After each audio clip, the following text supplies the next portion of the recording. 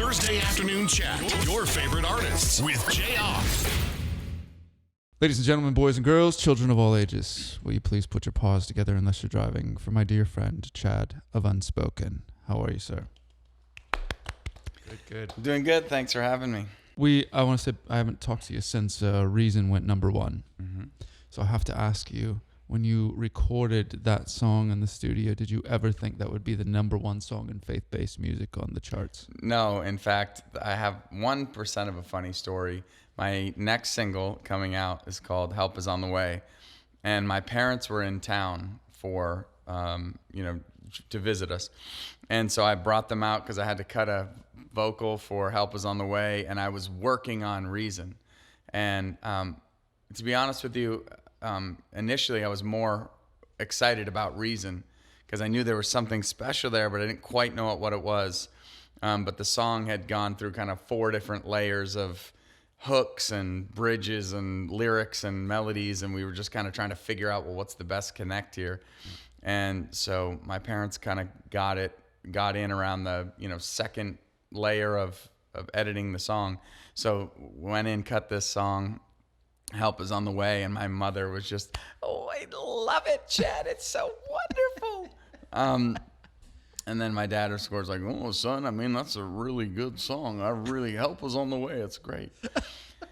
And so I'm picturing both of them right now, and I don't know what they look like. No, they're both awesome, but that's exactly what they both sound like. But, cartoon characters. So we went into the studio, and I can tell, like, we leave from the Reason kind of edit and throwing some new stuff in there. And I can tell my parents are just kind of quiet. They don't like the song. They just straight up don't like it. And so I spend the whole next week trying to like convince them, hey, no, there really is something to this song. I know Help Is On The Way was done a little bit more, but there's still something here. So I'm trying to get them passionate about this song that I'm passionate about myself. And so it's just funny that, they didn't like the song. Of course, now they love it. Before it went up on the charts, they loved it. But do they follow charts at all? Did they know? Not at all. So would you? We heard your song on the radio. Yeah. And so they're at that stage, but like you've got the Son of the Year ability to take a screenshot of the Billboard chart or whatever the charts were, your song that they didn't like, sitting above Mercy Me and all these people they know, and just, hey, I guess that song did pretty good, Mom. Well, I did obviously bring it up. Yeah. And it's like, well, you get, and then my mom's like, no, we always liked it. Yeah. I'm like, no, you didn't. You didn't number one like it. Yeah. I didn't even number one like it. So I'm excited that someone did. But, I think the big thing is a lot of times we're always, when we're going through such deep, dark times, we're always kind of looking for a sign that God is with us. Right. And I feel like for me, the Lord just keeps saying, well, all you have to do is look to the cross. There's no greater picture to show you that I'm with you than giving my son. So I know that it's kind of, it seems a little cliche in our industry or in our church culture, but honestly, it's like we never have to doubt that God loves us and with us and knows what we're going through and cares and understands and has a plan and our escape route or victory planned out. He's got it. Yeah. And the proof is just in the cross. Well, can I throw in one little asterisk on what you're saying? Absolutely. In my 42 years of journey in this, I feel like when I'm saying, show me that you love, I'm looking for a feeling. I'm asking him to give me this, hey, somewhere in my day today, show me you love me. Why does he need to do that? He already said it. Now it's up to me to believe it. But a lot of times I think I'm looking for hey, give me a feeling or a warm fuzzy. Or maybe what we're looking for is try to help make this season or this time easier. Yeah. And the fact of the matter is, like, easy just isn't something that God's concerned with. Right. We are, because we don't like pain. Right. But I think the big thing is that, that we have to go through the book of James and chapter 1.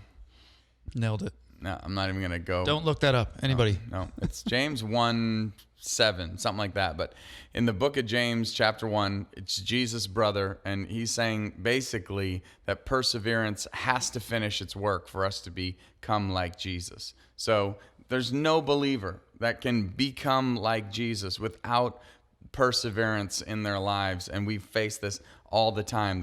Perseverance is obviously just taking the next step, and I think the literal definition is like moving forward despite opposition and all of these kind of things. And so it's like, man, it just is part of our life. We can't push it back. Right. We have to just embrace it and have God meet us there in the middle. Chad, we all know you can sing. You're the lead singer of a successful band. Successful, yeah. It's kind of an interesting word, but yes. Yeah. But forget all that. What task are you amazing at home that you don't get credit for? Like that you're just good at around the house? I don't know. My wife and I have our conversations like this, and honestly, like, to not be funny, not that I'm that funny, I'm pretty dry, but what I want to say is that in the recent months of my life, I am starting to see that I am not as good of a person as I think I am. Right. And so, like, a lot of times it's like, you do this, I'll basically say at home, oh, well, drop the hints that I did this and I did that and I did this, so that my wife knows that I'm, helping out. She's awesome. She always calls me out. Why are you saying this? And I'm like, oh, because I just, it's so that I'm hoping that she's going to think well of me. Yeah. But really she thinks worse of me because I'm just trying to puff myself up like, oh, I did this and I did this and I did this. Yeah. So anyway, I'm realizing that I'm a lot more selfish than I thought I was. Right. So the things that I'm working on right now are doing all the things that don't come easy to me, because I am super great at light bulbs. No, washing the dishes, dinner, bedtime. All of those things are easy for me to do. But let's say, getting in shape, self-discipline things, which I'm just not an awesome self-discipline person. Yeah. So like those kind of things that take self-discipline, those are really hard for me to do. So, like being able to get up early and do whatever, even though we both get up pretty early. But I mean, I would say I'm pretty good at chores and Chad and I having just a wee dialogue here. Mm-hmm. And we're going to play, actually, let's go into it right now. The album that has Just Give Me Jesus, Reason, which we just played a bit ago. Let's go into a newer one, Help Is On The Way. Can you walk me up DNA of Help Is On The Way? Help Is On The Way. It's, we went through 2 years of severe anxiety. And this was been a 5-year, 7-year journey, on medication for it. Trying to find a normal, trying to find a good space, praying that God would heal and deliver and all of these things. And then realizing that all right, well, the medication isn't helping as well as we thought it would. And so we really felt led by the Lord to go off of it, which obviously being a former drug addict, I know what it's like to detox. And even though, you've got these prescription medicines that have all these side effects, and it was a pretty severe detox from just small dosage of anxiety medicine. And so our whole life just started to crumble. And at the time, I'm on tour with Casting Crowns and Mercy Me, and these are the biggest touring opportunities I've had, and my wife is literally breaking down. And so I'm like, man, I don't know what to do. I've got these contracts and these responsibilities, and everyone's counting on me to show up so that we can all make a living and blah, blah, blah. And so this was just a really weird, tough season. And through therapy and prayer and, just really waking up in the morning and kind of having these mantras of truth, of God's truth, that we'd speak over each other. things really started to get better, and they're doing really good. We're doing really great. Yeah. And so one of the common themes now, when we set out to write this record, it was the idea was to write songs that we needed to hear ourselves. So let's write a group of songs for us and our families. And then we realized kind of in that, we're all so closely related as human beings. Like whatever we're going through, someone's going through it, went through it, or is just about to go through it. And so these songs are going to, if they mean something to us, they're really going to mean something to other people too. And so this was just a common statement that's saying, man, help is on the way. Like God has already mapped out our victory. He already knew we were going to be going through this. He knows how we're going to, he knows what's going on, and he cares, and he's using this for our good and his glory. And another thing is he didn't necessarily cause this.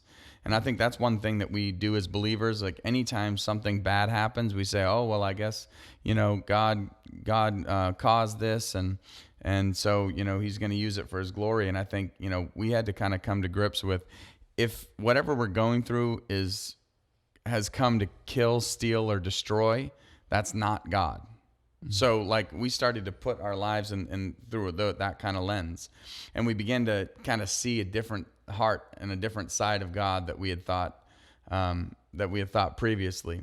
And so it's not like God is causing these things to happen, although He is allowing these things to happen, which is even hard to understand. There's people out there going through a lot of stuff that can't even begin to wrap their minds around why a loving God would allow X, Y, or Z. And I don't have the answer for that, but I know that He doesn't cause those things. And so this would just be a statement that we were constantly saying, man, help is on the way.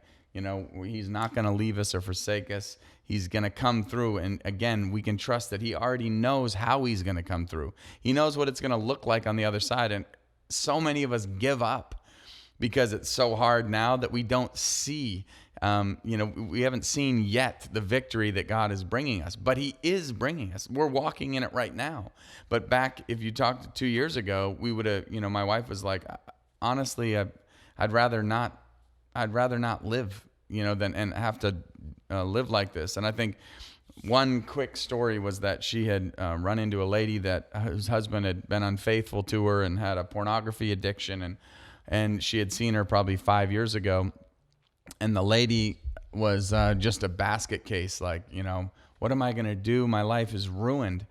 And fast forward a couple years, right while my wife's in the middle of her anxiety kind of catastrophe or whatever, just whatever you want to call it.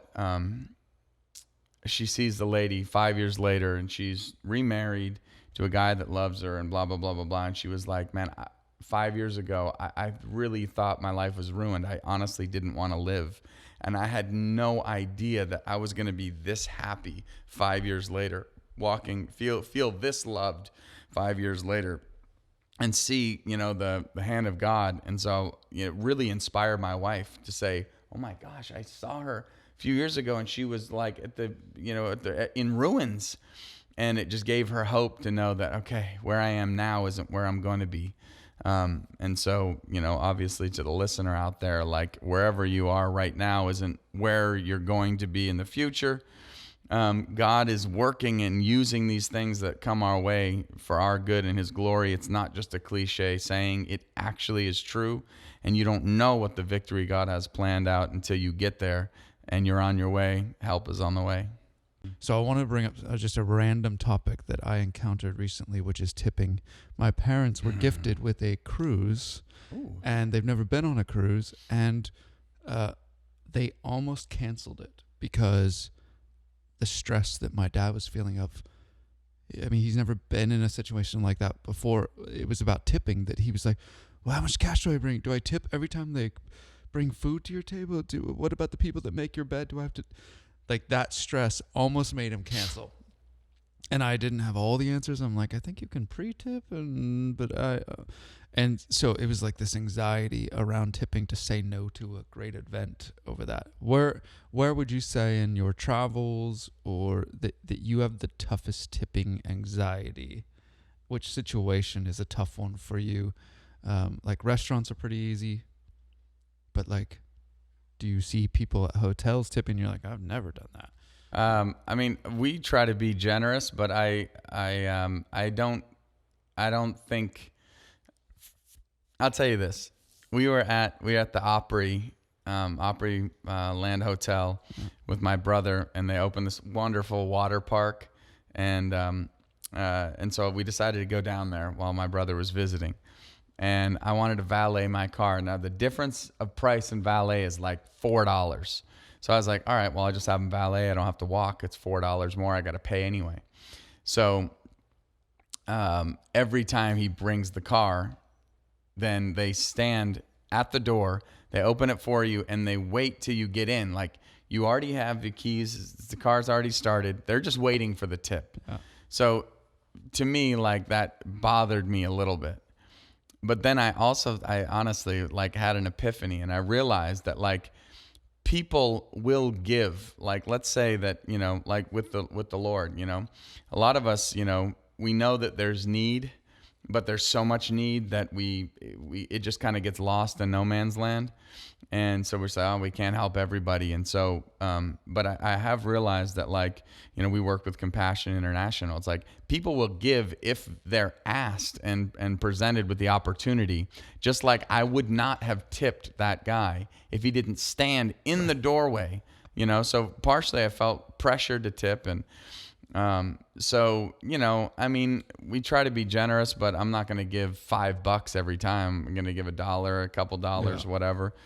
And then, you know, like my wife was getting a massage the other day. And so you pay like, you know, $75 for a massage, and then you're supposed to give a 20% tip. I'm like, you know, and so she was like, you know, she's I'm the same with haircuts. I have the same girl that cuts my hair, and the haircut is like a great clips kind of a thing. And it's like the haircut's $13, but I tip her $5, which is like, that's almost half the haircut. But the reason I do it is because she's my go-to girl. So my wife's always like, why you tip her $5 if the haircut's $13? That's like a massive. And I'm like, well, I want her to keep making good cuts, and she's my go-to. So I guess there's a relationship there. Well, I had my friend comes to my house and cuts my hair, and I just told her, all right, let's just find a price where I don't have to tip you because you're my friend. Yeah. You just charge me, and we'll agree on that price, and then I'll just pay you that. I never have to tip her. It's so wonderful. Oh, that's great. Tip's already there. Yeah. Somehow she added it in. And the awkwardness is gone. Yeah. So, I mean, I don't know. With those things, I'm never, even on the cruise stuff, I've been on a couple of cruises playing over the years, and I don't think it's like that much pressure. Yeah. Or maybe I'm just aloof. But you know, if you have a couple bucks on you, plus those cruise things, a lot of times you don't have cash at the pool. Yeah. You know, so it's a receipt thing. Right. So you can do $1 on your receipt or $5, whatever, and just charge it to your room, and you pay it at the end. So tell your dad just to relax and enjoy himself. Don't worry about the tips. Bring a bunch of ones if you feel led. Yeah, exactly. When a new member, because I know you guys had a new member come on to Unspoken over the past few years, what was one of the first rules you laid down? If you view it like an employee of Unspoken, was there any rules? It's like, okay, welcome. We're like a family. We're going to be spending a lot of time together. Here are a couple of non-negotiables that were maybe rules. Almost not like a band member, more of an employee of Unspoken. Yeah, we have a hard time with this. Like, I feel like it serves us well and not well because we are pretty inclusive. You know, like when someone comes on, we really want them to feel part of it and not like a hired gun and more like part of the family. And so it is interesting. And we've kind of run into some things over the years that like we were like, man, maybe we should view this. Maybe we should, you know, like we have a tour manager and, you know, let him be kind of the enforcer. And of course, you know, we have to do awkward situations all the time and, you know, talk to people about stuff all the time, dress code or, you know, attitude, you know, I mean, we've got a bunch of stuff and we're all different. We all handle things different. It's funny. Some musicians have social anxiety. So, they don't want to be around people in signing lines. It's just like the worst for them. But they can get up and play guitar and sing and enjoy themselves and be so good. I struggle. Yeah. Meeting people in a line, talking to millions of people through a microphone, no problem. The second I get in front of hey, what's up? Love your show. Everything gets awkward. Yep. So you have to understand that too. And we hope the fans also understand that, like, we're all different people, and we have a gift. Just because we have a gift doesn't mean that we were meant to be politicians. Right. But that that to give grace there, because you don't never know. It's like we have one guy in our crew that that, like, if the meal is bad, like, he's gonna just be ruined for the day. Like, for whatever reason, like, he just wants a good meal. And, you don't always have that. And so, it's just, so you might catch him on a bad day, but because he had 4 bad meals in a row, 4 meals. So, but I will say that we're trying to figure that out a little bit more. It is a family, because actually we're the family of God, but it's also, we are employers as well. Right. But mainly when we hire someone on, they pretty much know, don't do this, do this. These are the things that we expect. So, I mean, for us, we want everyone to get together before the show so we can pray and read something out of the Word, things like that. So show up for that. Yeah. We want everybody to treat people with respect and be kind and whatever the case may be. And then, behind closed doors, if you have to, throw your face in a pillow and bang on the bed, with your fist like King Kong, because you're upset, great, but don't let it happen out there. We gotta. Right. So I mean, again, we're faulty, we're human, we're just a bunch of dudes that happen to be able to play music, and we love Jesus, and for whatever reason, He used us, and He's using us. But we will let people down, and we will make mistakes. It's gonna happen. Yeah. But. Chad, we're running out of time. I had about 5 other questions I'm going to skip to go with one that was not on the list as well. How about you throw out each question? I'll decide which one I want to answer. That way I can appear smart or spiritual. Okay, let's go with the one email in the past year you'll never forget. You've been watching kid films for a decade. Which one roped you in the most and you would watch alone even if your kids weren't there? Honestly, I like the Joseph Coat of Many Colors, that Disney one. Yeah. The songs, I'll watch that sometimes on my own, or Aladdin, something like that. Prince of Egypt. The Prince of Egypt is also great. Great songs. Yep. It's all about the music on those, and they are so good. Yeah. Lion King, obviously, all of those ones, but we're gonna go with another question that actually was inspired by. I had asked Jeremy Camp one time about, or Danny Goki, both had lost spouses. Mm-hmm. And it's part of their story now. And every night they've got to get up on stage in a different city and talk about something that wrecked them. I mean, it's part of their story, but it's a horrible thing that happened. With you, and you and I have talked about addiction for years. With you talking about 14, 15 years of sobriety. 16. 16. Yeah. Praise the Lord. Yes. I am counting. That is almost 2 decades ago that the Lord led you to a place where you dropped something that saved your life and led you to this place of freedom. But does it ever, kind of like the Jeremy Camp, Danny Goki thing where they talk about a spouse dying, does it ever get, can I ever not talk about a drug addiction in my career? I think we always want to talk about the things that God's redeemed us from. I think that's some of the greatest things to talk about. And even, of course, I can't relate to losing a spouse, but the fact that, like, God had, redeemed them from a place of such despair, and that has now, given them a whole new story. It's similar to what we've been talking about, how, this perseverance has to finish its work. But I'm always going to tell my story, because ultimately, and I'm going to just quoting Big Daddy Weave songs right now.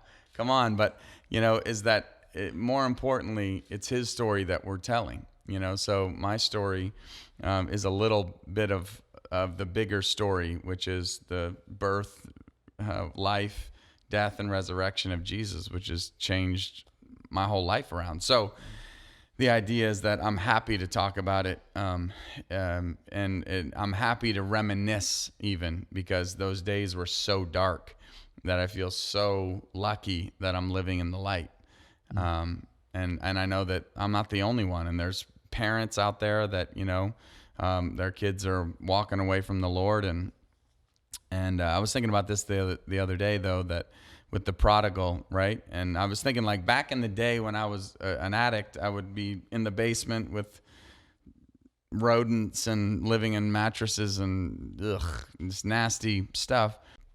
Was the fact that I literally would, I grew up Pentecostal, so like, when they would have a message about the end times and Revelation, how the moon would turn blood red, and and then I would, knowing that as the moon turns blood red, the second coming, the rapture's coming, something's going to happen. Of course, I didn't know all these things. I just remember hearing them. So I would call my parents at 3 a.m. and be like, "Are you still there?" While I was, in the middle of partying and doing all my thing. "You still there?" And my mom would be like, "Yeah, why are you calling at 3 a.m? All right, I love you." Making sure that I wasn't left behind or whatever. Wow. That's great. And so, I guess what I'm saying is that looking back in my life, I was so unsure of my salvation. I got saved when I was 12 and 13 and 14 and 15. Every time they had an altar call, it was like, "Yes, Lord." But that now that I look back, I see, man, God, Philippians 1:6, like, we really need to know the scripture, because we need to know what the truth is, and a lot of times, we make up our own truths based on what we think is reality. But the fact of the matter is, what Jesus said is reality. In fact, he said it himself. He said, "Heaven and earth will pass away as we know it, but my words will remain forever." So it's so important. So I guess the whole idea, though, is that God, there's nothing in creation that he put his hand to start that he hasn't finished. And in the same way with the prodigals and the lost ones that we have, lost loved ones, God's going to finish the work he started. That's who he is. And so for me, I used to be so unsure because my life didn't match up with the scriptures, but God wasn't done yet. And with the prodigal, the whole point is that it just occurred to me reading the story to my kids, was that the son was never not a son. That's unbelievable to me. I never even considered this. You think about this kid that leaves his family and goes, and, of course, the part that I relate to is that he comes to his senses, and so the prayer is always, "God, help our kids and loved ones come to their senses and come back home." But he never was not a son. It's amazing. He's always part of the family, even if he was off, partying it up or doing whatever. And that the dad was just there welcoming. I just think we have sometimes just a skewed view of who God actually is. But God is so kind and loving and slow to anger and abounding in love, and read the Psalms. So no, I'm fine to share my story for another lifetime, because if my story can point to him and his story, then that's a wonderful thing. Right.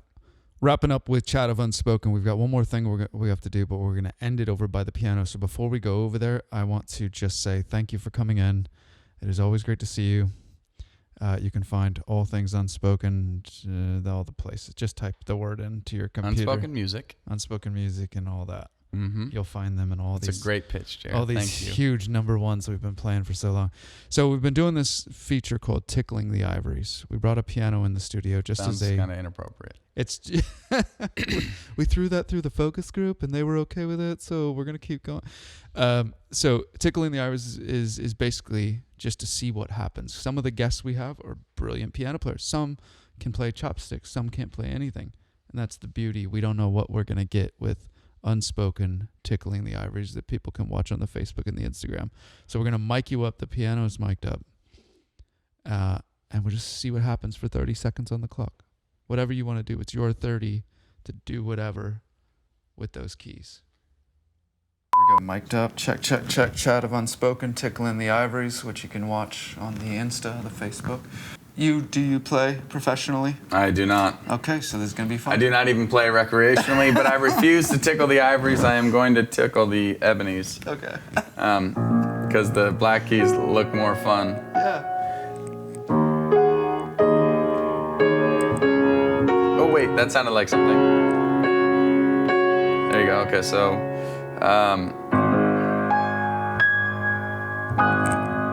It's pretty good. Yeah. I don't feel like this is the case in this particular instance. Not hearing anything beautiful, but maybe it is the ivories. Oh. That sounds good. That's like a jazz chord. No, it's not. That's it. That's all I got. So you at least made some notes. If I were to sit down and play piano, it would sound exactly as if a cat walked across the keyboard. Like, no rhyme or reason. Totally. So you at least know a couple chords you could fake. Well, those I don't think those were any chords. I was just hitting like the similar note. Yeah. You're going with a color scheme. Exactly. All black, all white. You can add them together, but there you go. Beautiful. All right. So, this lesson was free, kids. Yeah. Stay in piano lessons, kids. Yeah. I dropped out when I was younger, and I wish I had stayed. Because that's where the money's at. Well, not everything's about money, Jayar. I know, I'm sorry. Sheesh. The Thursday Afternoon Chat. Your favorite artists with Jayar.